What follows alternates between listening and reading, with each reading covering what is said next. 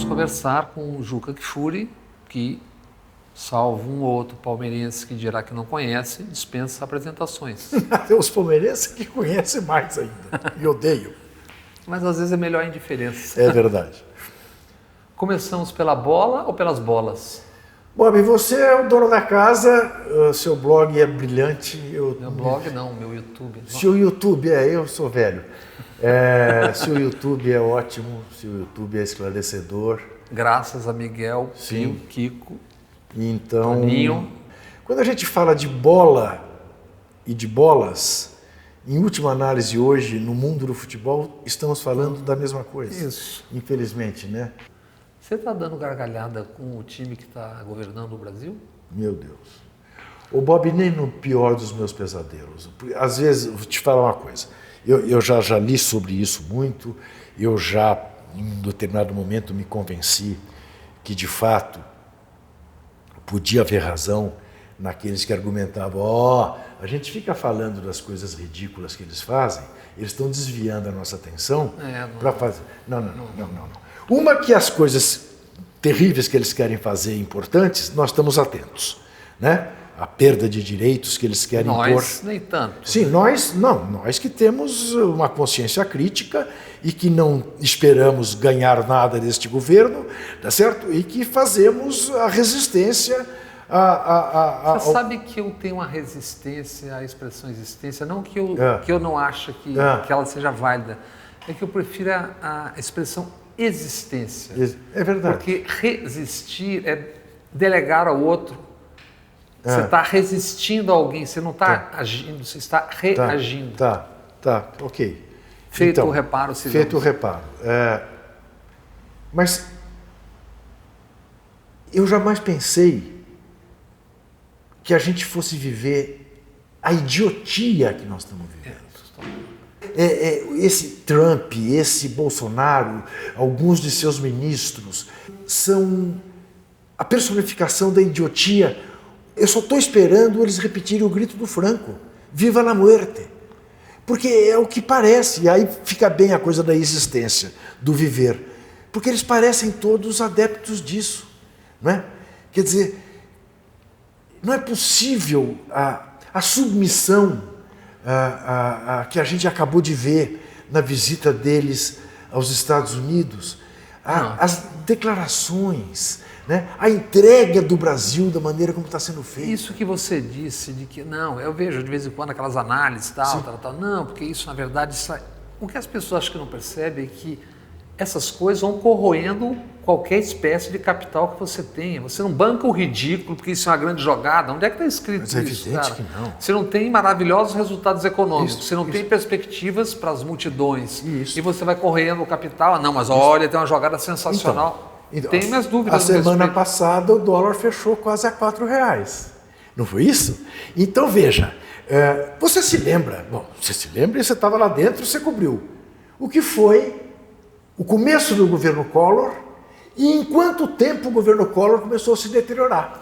E na verdade, só que ali como não tinha rede social, ali tinha uma diferença. Isto. Você não então tinha, é mais rápido e o compromisso da chamada grande mídia, sim, não tinha, era maior. Não tinha o mundo digital. O descolamento demorou mais tempo, porque eles estavam envergonhados, que tinham entrado de mala e cuia nas campanhas do Collor para evitar Brizola e Lula. Sim. Então ali levaram mais tempo. Eu me lembro porque aquelas matérias sobre PC Collor, existia um silêncio chamado estrondoso. Até entrarem já era o segundo ano de governo. Sim. Apesar de tudo. Então, mas eu acho que agora a velocidade será maior. Claro. Né? Por todas as razões. Né? Tanto na construção quanto na desconstrução. Na desconstrução. Com erros, acertos, lava-jato, mas não tem uma questão que eu acho nuclear nisso e fundamental, que é o salto triplo do juiz Moro para o Ministério, tendo vazado uma delação às vésperas do primeiro turno, 6 dias antes, tendo conversado, segundo o general Mourão expôs, com eles sobre ir para o governo. Isso aqui. Então, qual é a moralidade que vale? Me parece que está meio além do jardim, né? Então, me parece que ele, que digamos tinha um capital moral para muita gente inatacável, empenhou esse capital moral de uma maneira que eu vejo ele assim se esvaziando, mas como fruta seca. Vamos lembrar, né? Porque você disse que ele vazou uma delação premiada dias antes da eleição, que, diga-se de passagem, não tinha maiores novidades, foi só... O objetivo, né? é esse. Como vazou a conversa da presidente da República Então, com o presidente... antes disso ele fez coisa pior, né? E antes disso ele esteve... Mas aí é que as pessoas sempre Você esperam... acha... Peraí, sempre esperam que você não queira discutir isso, viu, caros amigos e amigas? Porque soará petista, bolivariana, não sei o quê. Quer dizer, isso segurou esse debate até agora. Nós estamos debatendo, mas nós estamos tentando debater há muito tempo, como se fosse um emparedamento, mas na verdade são coisas completamente diferentes. Isso é ilegal, gravar alguém ilegalmente e vazar alguém, mesmo que fosse o verdureiro, quanto mais o presidente da República. E aí aconteceu o quê? Nada. Então, ele foi absolvido pelo tribunal que depois julgaria. Então, ele assumiu o papel mais detestável que a gente encontra, inclusive, na imprensa. Em vez do cara ser jornalista, o cara é justiceiro. Em vez de ser juiz, o cara passa a ser justiceiro. Ele personificou isso até na indumentária. Né? Aquela coisa de usar paletó preto, camisa preta, gravata preta. Eu sempre espero que ele apareça também com 2 coldres 45, entendeu? E saia dando tiro. Porque ele é a personificação do Billy the Kid, né? E aí você vê a maneira pela qual o Temer, por quem não tem a menor simpatia, o Wellington Moreira Franco, por quem não tem a menor simpatia, a forma como eles foram detidos, a forma operação na rua, fuzil, metade. Mas o Bob, para quê? Para cima de quem? Para cima de quem? Quer dizer, acredita nisso? Vão dizer que você está defendendo o bandido. Eles vão dizer que eu estou defendendo.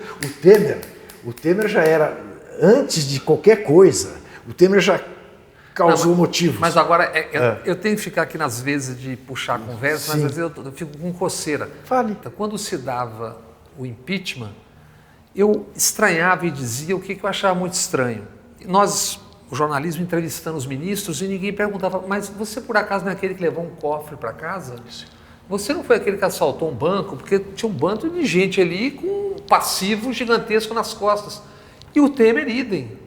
O Grupo Libra, essa questão, Zé Roberto Toledo escreveu sobre isso 2 anos antes disso tudo, 3 anos antes disso, dando nome, endereço.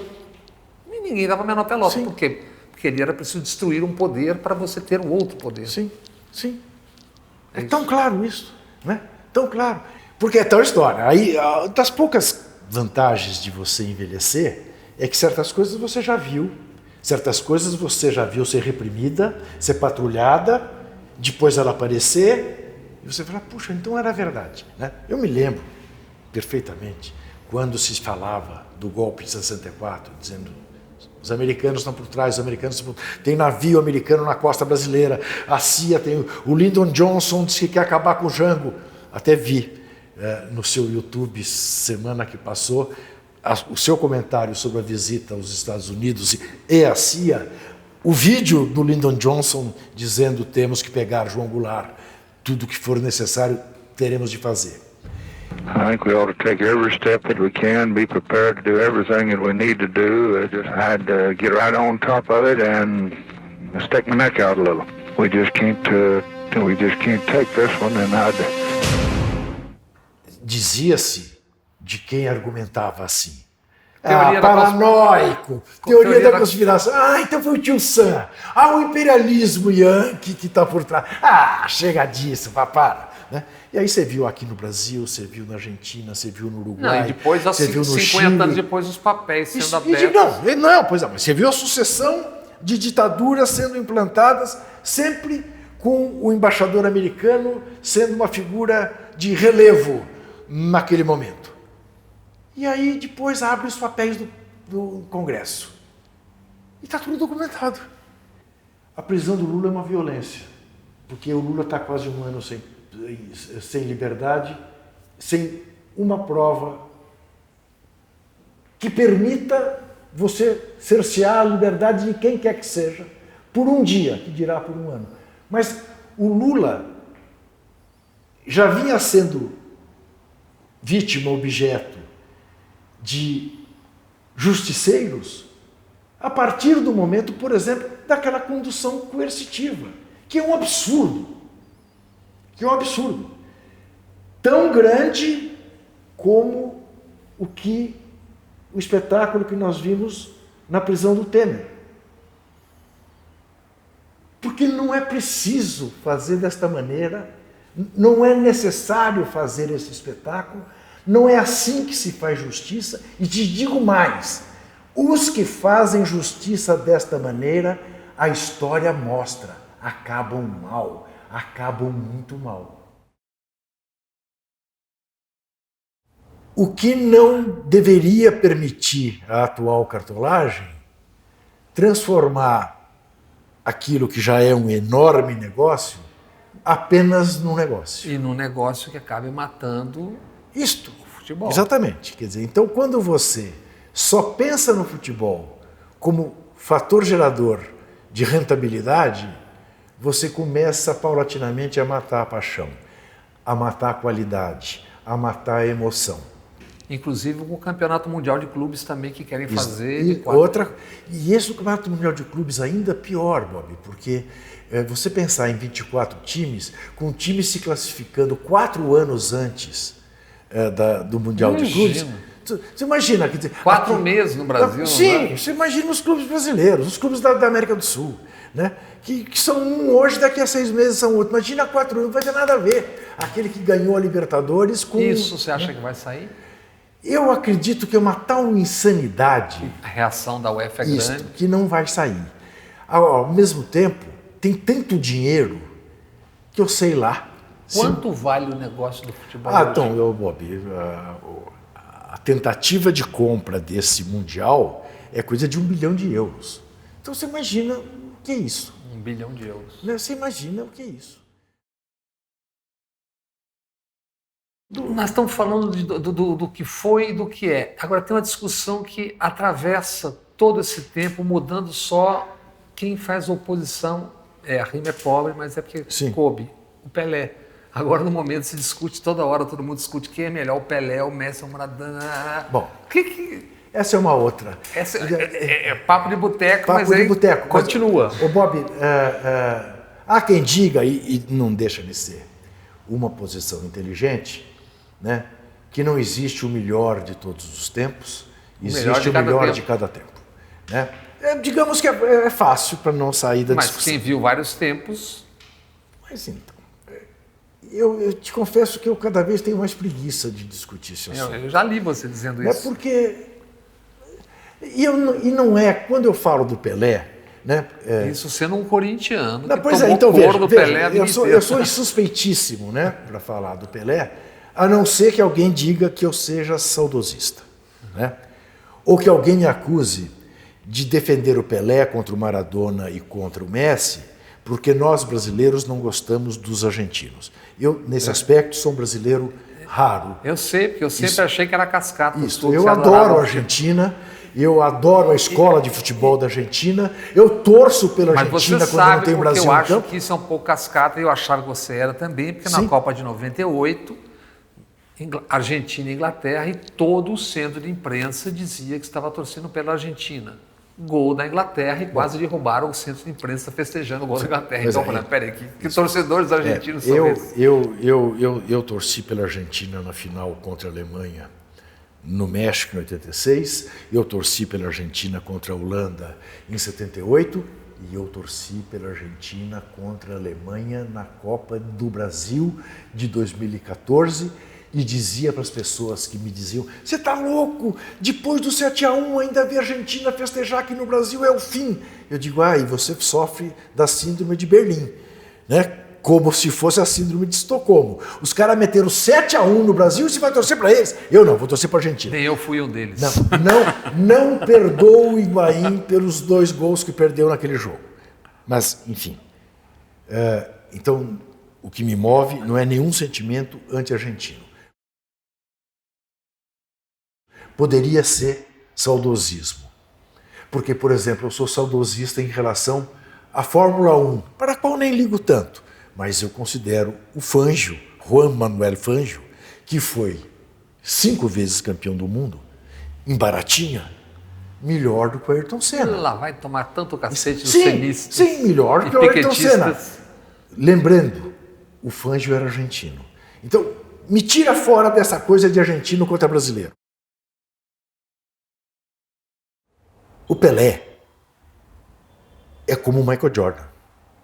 Que o Pelé esse eu vi jogar também. é como o Muhammad Ali. São figuras que estão acima do patamar. O que não significa diminuir ninguém. O que não significa eu não me divertir a valer com o Messi. Torcer pelo Barcelona, não só pelo Messi, mas pelo que o Pep Guardiola fez no Barcelona e pela Catalunha, cuja causa me causa muita simpatia. Mas, enfim, o Pelé é outra coisa. E não é porque o Pelé foi tricampeão mundial pela seleção, bicampeão mundial pelo Santos, fez quase 1.300 gols. Porque o Zico não foi, o Cruyff não foi. Isso não é por isso. É porque o Pelé chutava de esquerda, chutava de direita, matava no peito, cabeceava de olho aberto como ninguém, tinha olho na nuca, via 300 com 500 gols. Isso, não tem que... É Agora ele vem dizer, mas o futebol nos tempos do Pelé, eu digo o inverso. O Pelé hoje, com as chuteiras de hoje, nos gramados de preparo hoje, físico. com o preparo físico, com a ciência no esporte, com as bolas, como Deus me livre, o que o Pelé faria? Nós estamos falando das bolas de fora e da bola do Pelé. E o Brasil hoje? O que o Sampaoli significa? Quer dizer, o Santos ganha de 3, toma de 4, mas evidentemente houve uma modificação no cenário do futebol. Sim. Ele é uma especificação do que nós estamos empobrecidos? Exatamente. Porque ele é capaz de pegar um time absolutamente medíocre, como é o time do Santos, medíocre no sentido do termo, médio. Ainda bem que ele consertou. Médio, né? E fazer um espetáculo que você tenha vontade de ver. Que é, essencialmente, o que deve levar o torcedor ao estádio. É claro que é bom ganhar. É evidente que é bom ganhar. Mas essa discussão burra, é melhor ganhar jogando feio do que perder jogando bem? Não, eu quero ganhar jogando bem. E o Sampaoli permite isso. Com todas as dificuldades de estar num clube endividado, que não paga salário. Nesse aspecto, ele dá um outro exemplo. Argentino, consciente. Abre mão de um pedaço. Devolve o salário. Enquanto não pagar os jogadores, não me pague. Porque não faz sentido eu ser aqui o privilegiado. Né? E o que ele trouxe, que não chega a ser nenhuma novidade, ele não é nenhum revolucionário, né? Um inovador, mas ele trouxe a ideia do jogar bem, do atacar, do buscar o gol. Né? E aí, mas aí ele toma de 5 do Ituano. O Santos do Pelé, você sabe disso. Tomava e mesmo jogos que ganhou 6-3 no São Paulo, 7-4 no Corinthians, tomava. E tinha zagueiros da melhor qualidade. Mas por quê? Porque tinha um espírito. Nós viemos aqui para fazer gol ali e para os caras que estão aí em cima se divertirem com o que estão vendo. E a gente se divertia. Quantas vezes a gente não deu gargalhada em campo por causa do time do Santos ou do time do Botafogo de Mané Garrincha? Quantas vezes?